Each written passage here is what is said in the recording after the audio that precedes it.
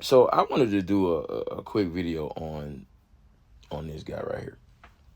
I've been collecting collecting comic books, reading comic books for 30 years. And growing up as a kid, my favorite character was Superman. Superman is still one of my favorites. Batman became my favorite later as I became more of an adult. Don't get me wrong, I still like Marvel stuff and stuff like that, but Superman, Batman, Justice League, Wonder Woman, Green Lantern, all of those guys spoke to me at a time in my life where I was bullied. I was, you know, isolated, and didn't have many friends, and the only real, or I guess you could say, the only acquaintances that I had, or the only thing I had, was reading the comic books over and over and over again. Um, and as you get older, you do tend to kind of walk away from certain things, but in I remember one time a certain individual told me, it's like, why you wanted those comic books, this demigod evil, you need Jesus. Jesus never came and rescued me. Jesus never, my prayers were never answered from bullying, never rescued, never helped, never anything. When I got up in the morning, I still had to go deal with the fact that the bullies were going to do insurmountable things to me, and that I would be called all kind of names by the kids in the school. And Jesus never answered those prayers for 20 years. And I grew out of the criticism and the bullying from the kids. And then ultimately, thankfully, I grew out of the Christianity belief system. But anyway, I'm not here to talk about that fiction. However, I'm here to talk about a myth, a story, a character known as Batman. And Batman um, has had many incarnations.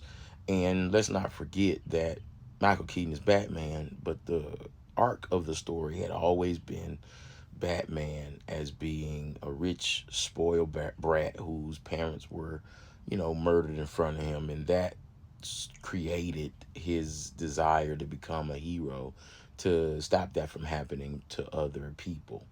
Um, this particular storyline turns that upside down. And I think it's for the better. I think it's needed in this variation of reality. This Batman doesn't have the money.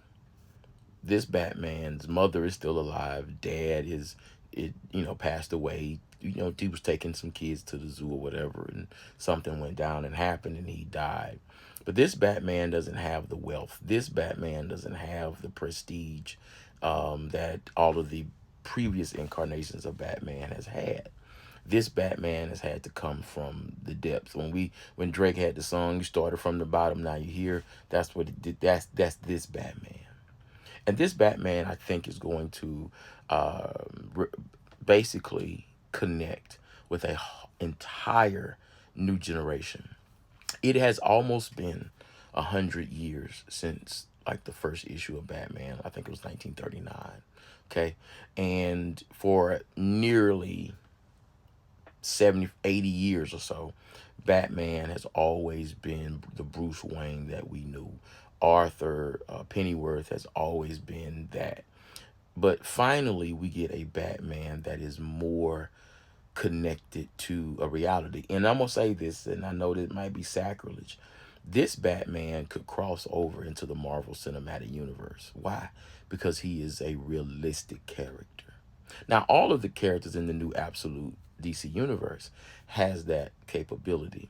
But this Batman is going to probably resound more.